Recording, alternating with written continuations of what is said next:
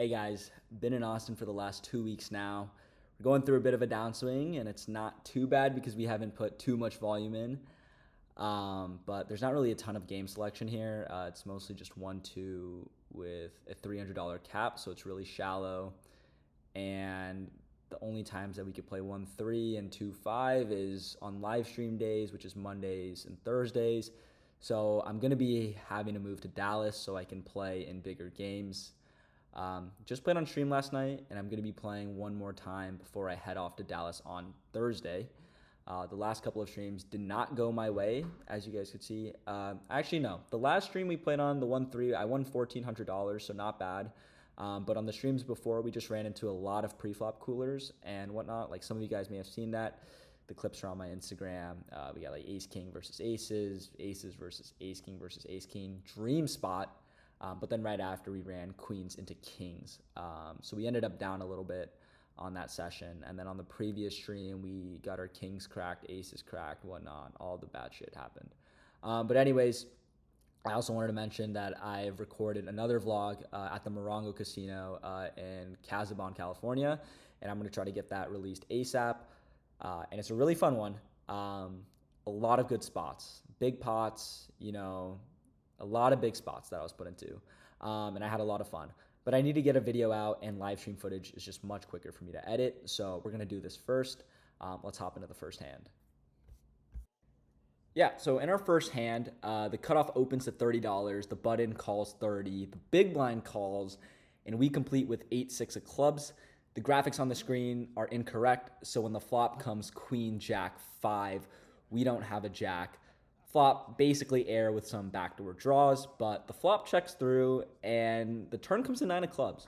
So now we're double gutted. Any 10 or a 7 is going to give us a straight, and we pick up a club draw along the way. So we have a nice combo draw here. The big blind leads out for $75. We're going nowhere with all of our equity. We make the call, and in the past 3 weeks, we have quite literally bricked every fucking combo draw in the world. And I'm just saying, can we get there one time for the love of God? One time? And nope, we get the 3 of diamonds, of course. Of course we get the fucking 3 of diamonds. You already know how it goes. This is how the last 3 weeks have been going for me. We just brick every fucking draw. It's like, I normally wouldn't ask for it a lot, but it's like the fact that it's happened at this frequency, it's kind of rubbing me off on the wrong way. But anyways, we can't complain because that's not the only way to win in poker. Sometimes you have to put your balls on the table and just shove it in. And Max is going to push his jack. He's all in for 803. All in. Yeah, that's what we do. And he doesn't know it from his lack of experience, but that is the loosest player at the table in Josh. So let's see if Josh can find a call for his entire stack. We're praying for a fold. Please just fold. Oh my God, we need this guy to fold here. Oh, this downswing is going to be so bad if he calls. I'm just praying. I'm trying not to give away too much information here. We wait.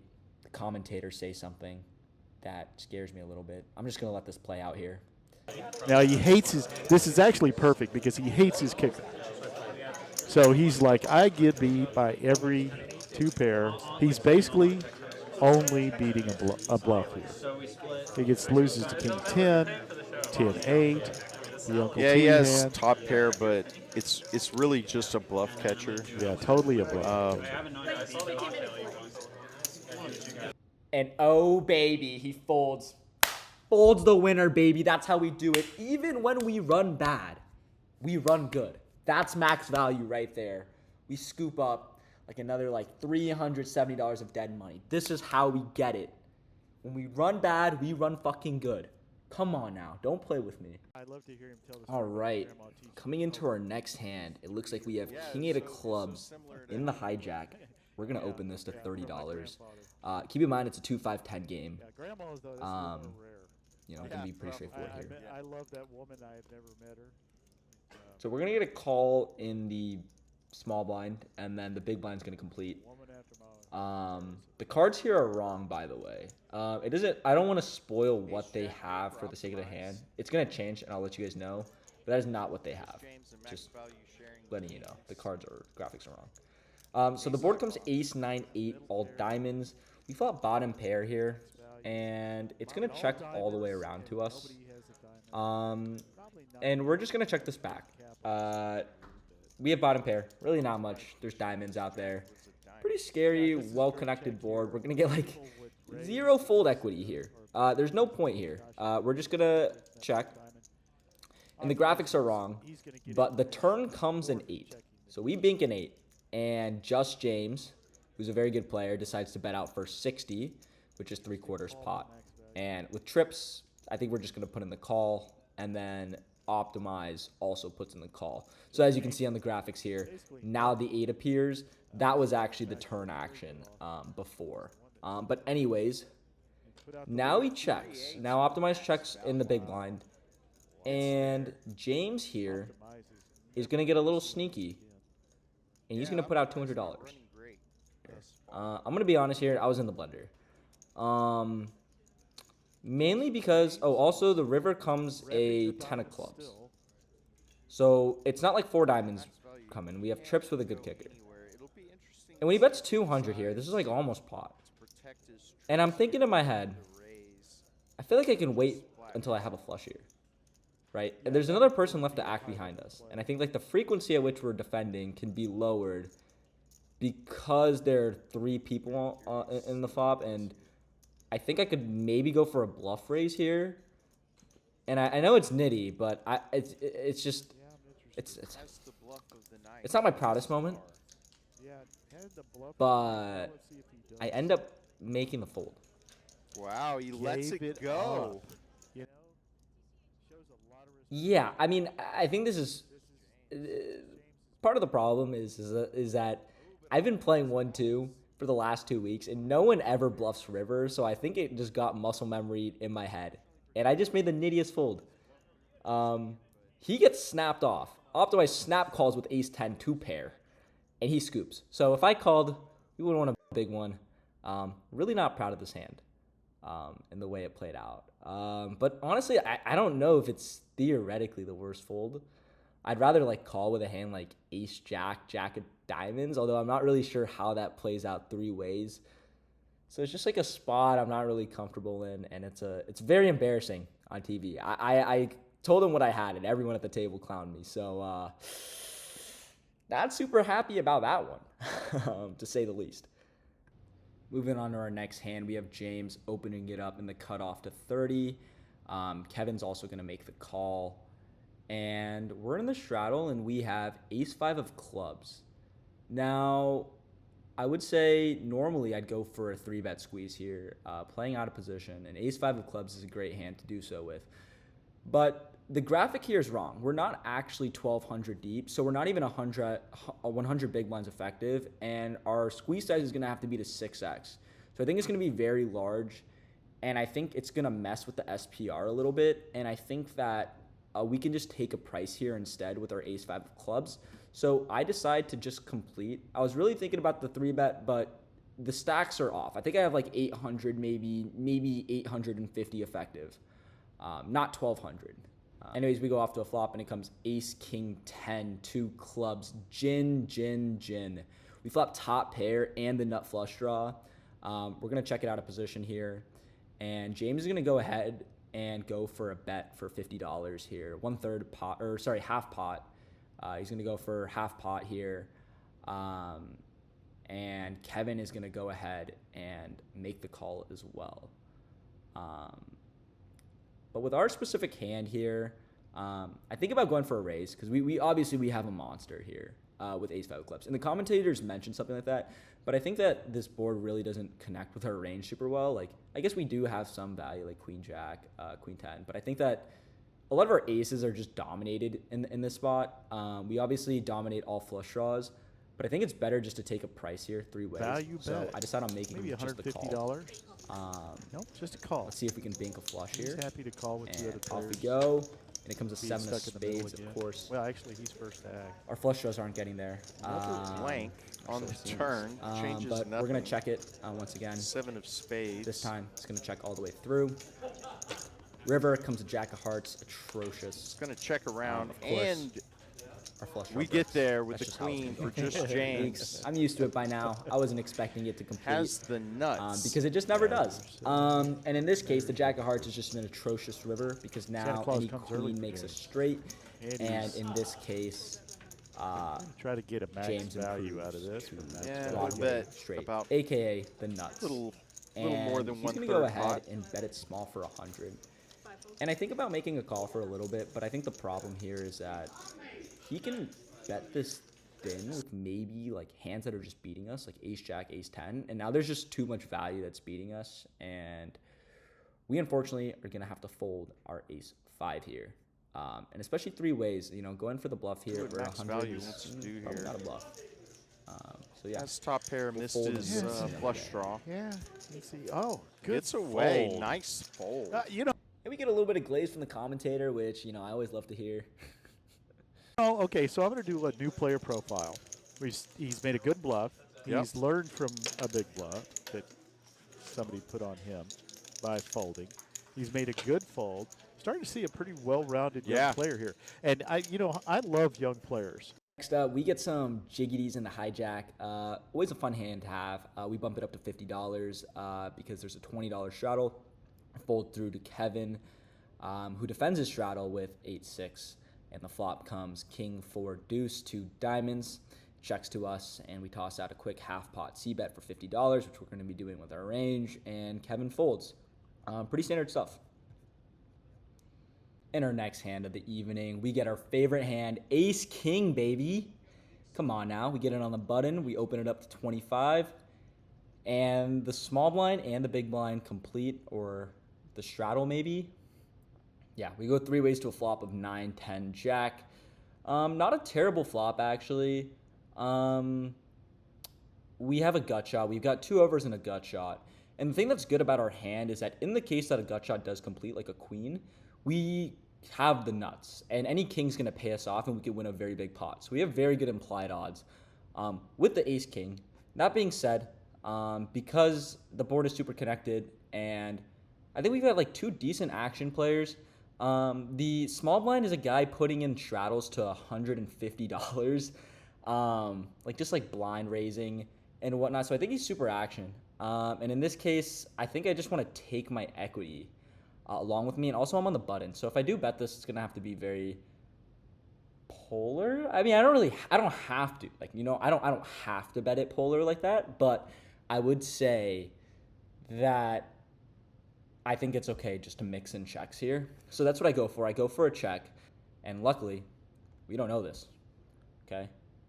But this guy, small blind, drills the nuts, or second nuts. He drills a straight with queen 8 on the jack 10-9. So luckily, we go for the check because he would probably put a raise in, check raise, and in that case, we would have to defend, actually.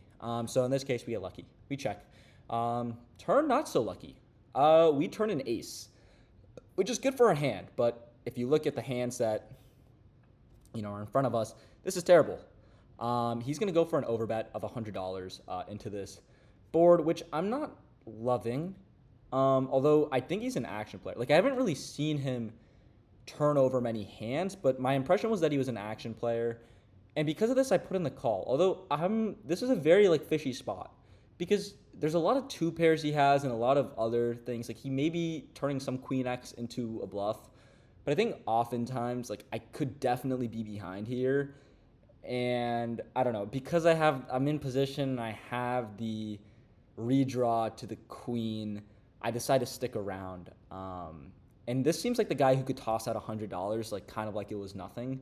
So I don't really, like, view it so much as an overbet necessarily. I just kind of view it as this guy's just betting whatever he, you know, bet type of thing. So anyways, I make the call, and the river. Oh, we finally bink. Oh, what a savior of a river. We make the nuts with the straight.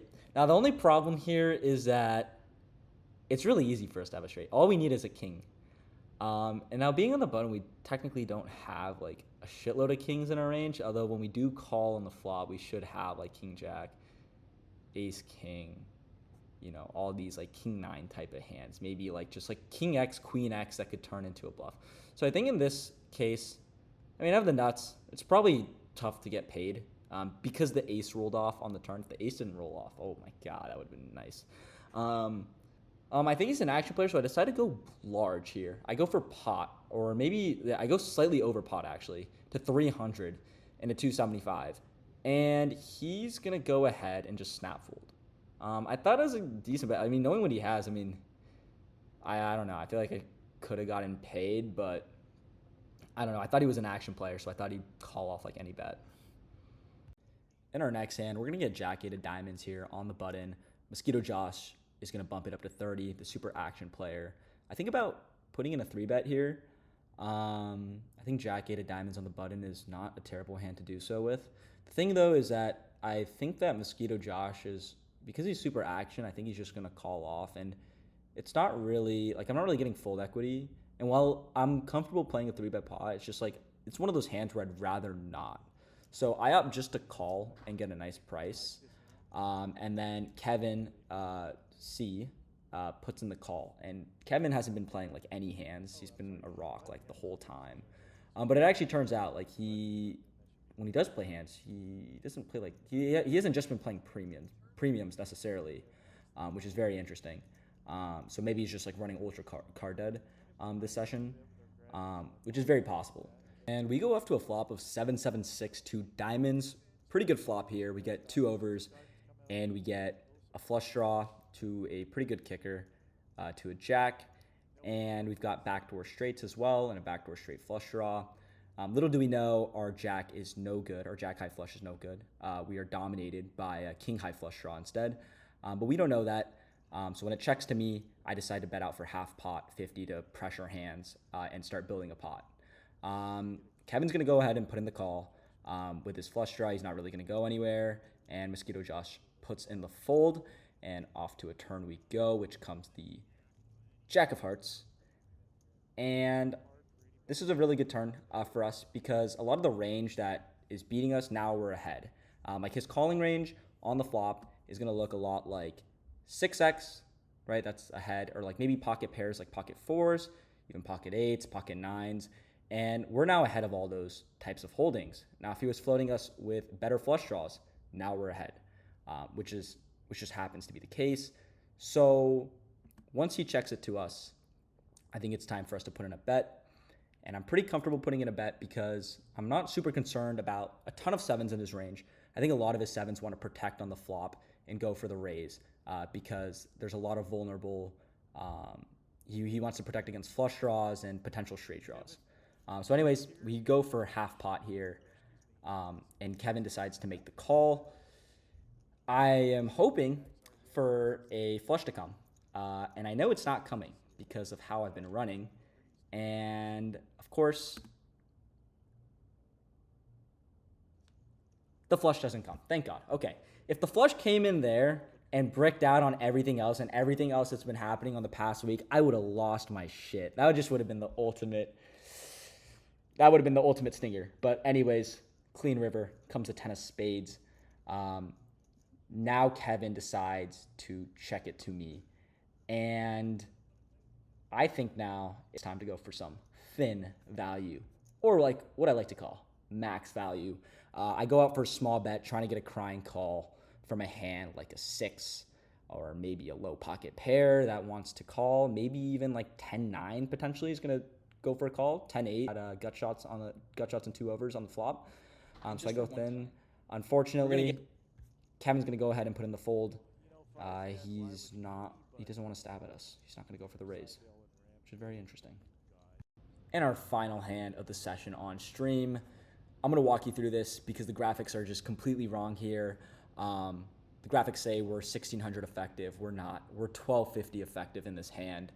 And Mosquito Josh puts on the $40 straddle. And so we're about 30 big blinds effective in this spot, and it's time to play for stacks. We've been patiently waiting for this moment. There's been a lot of straddles. We've had nothing. But this time we wake up with ace-queen suited. So yeah, strap in. Let's go. We min-raise to $80, 2 big blinds, and optimize on the button, 3 bets to 250. This isn't included on the graphics. And when this happens, this is juicy because I'm ready to ship it. But instead, Mosquito Josh actually cold calls the 250 out of his straddle, which is even better because now there's more dead money in the pot. And we have nothing else to do but to ship it in. I'm ready to get stacks in. Optimize folds, which is a huge relief. He's the 3-bet aggressor. He's the person we're most worried about. But Mosquito Josh takes his time and tanks and finally throws in the call with his pair. So we agreed to run it twice for 2750. Thank God. That way reduce some variance and higher chance of chopping some of the dead money in the pot, which I will happily take. I just wanted to make this quick introduction. When you're at a poker table, you're supposed to act with class. You're not really supposed to jump around, celebrate. You're not really supposed to get super upset when you lose. This is because it's part of the game. Winning and losing happens on both ends. But when you're at the table, I show full class, or I try my best. Obviously we're getting emotional here, but I wanted to show you what really goes through my head during one of these giant flips. Enjoy. We're going to get it in. We're flipping here. It's a big flip. There's a lot of money in this pot. $27.50. Can we please hold? At the very least, just chop. That's all I want. That's all I ask for is chop. I've lost every flip since I've gotten here in Texas. I'm down like freaking 5K from flips. This is absolutely ridiculous. I have not held twice. I've lost twice. Ace, king, jacks. It's just ridiculous. Like, I just want to hold one time. This is all I'm thinking.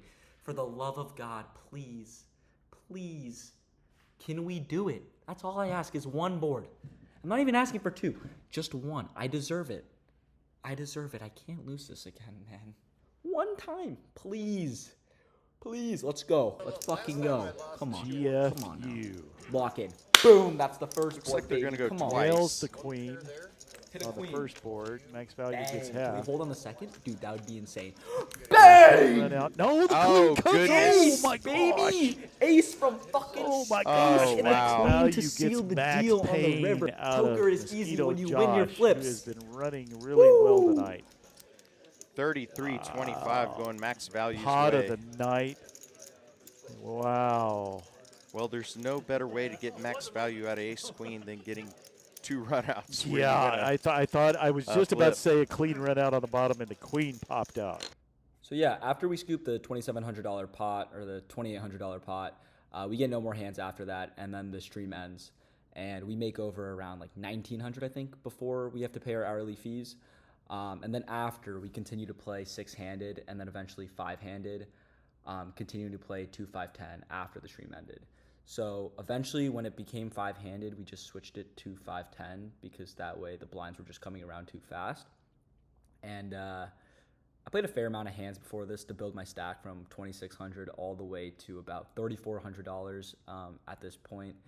But none of the hands were too interesting and are pretty straightforward and just not worth your time to be watching on a digital replayer. I was just running solid and racking up lots of small pots with like single pair type hands. But now I'm going to go over 2 hands that I found particularly interesting for the night, and I wanted to share with you guys. In our next hand, we have 9 of clubs in the small blind. The cutoff bumps it up to 30. He seems like a recreational player. We're going to 3-bet aggressively.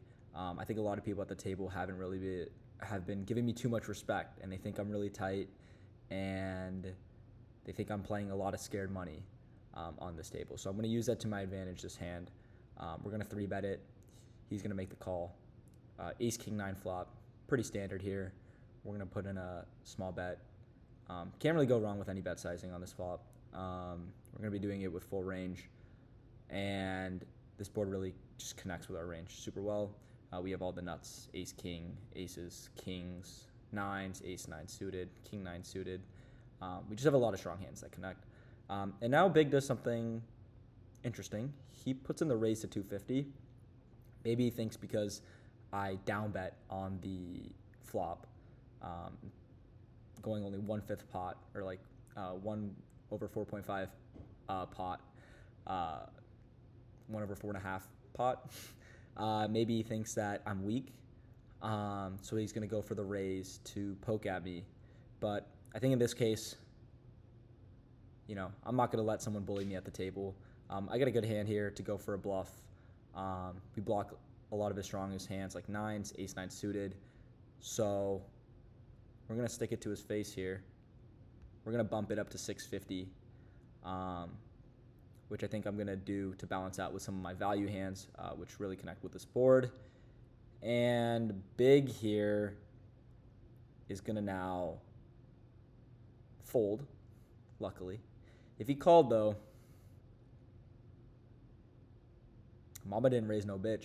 We're going all three streets here, depending on what the run out is. Mainly to put pressure on like his hands like ace queen and whatnot, and I think he's going to be folding that quite often in this spot just because of my table image. So that's how you use table image, and don't let people bully you at the table, all right? And our final hand of the night, we look down at pocket fours on the button, and James is going to bump it up here to 30, and we're supposed to fold, obviously, but I haven't flopped a set in forever, so you already know we're calling. I want to flop a set. It's been a long time. We put in the call. This deep stack, yeah, we're just not supposed to be calling. But anyways, SJ puts in a 3-bet to 105. Devious 3-bet here. These are really small sizing here. I think at this point, I think we're just priced in. I'm just like, oh, all right, let's do it. This is too good of a price to fold. We make the call. Flop comes 9-6-3, 2 hearts. SJ checks. James checks. And I also decide to check. Deuce of clubs on the turn. SJ bets 75. James folds. And at this point, like, I think SJ just has a lot of ace high here. And he's just trying to price himself with overcards in order to be able to see free streets and improve on the river. Now, I consider here with fours, I have a pair, and it's a really small price, and I have odds to hit a 5 because I also have a gut shot here. So I decide to put in the call. We're not folding just yet. River comes to 7 of diamonds, blank. SJ now bets for 250, and at this point, we don't have a very strong hand, but with our particular hand of fours, we don't have any hearts, which is good. So that means you could have bluffs like ace 4 suited, or ace 4 of hearts, and maybe other random hearts. I don't really think he has those things, but we unblock one combo of bluffs. Not too big of a deal. But in this scenario, we blocked the 4-5, and I consider going for a raise, but I think in this case, like, we're getting a good price. So I just look at Steven, I give him the stare down, and he just looks like uncomfortable and like weak. I just had a feeling, so I decided to toss him the call, and he turns over ace queen. We catch his bluff, and we take down a nice pot just shy of $1,000. And yeah, that's gonna wrap up the night actually for us. Yeah, so that wraps up the video for today. We ended up making a grand total of $3,479 yesterday. That's going to put me back in the green for this summer. Hopefully we can keep the upswing going. I know that's not how it works, but that's just my wishful thinking. If you made it to the end, you're an absolute G. I hope you learned a thing or two, or at the very least, I hope you were entertained. And if you have any feedback for the video format, please feel free to let me know down below. I'm very open to feedback, and I'd appreciate it a lot. Also, if you would have played any of these hands differently, also let me know in the comments. I'd love to discuss them with you, and I'm super open about it.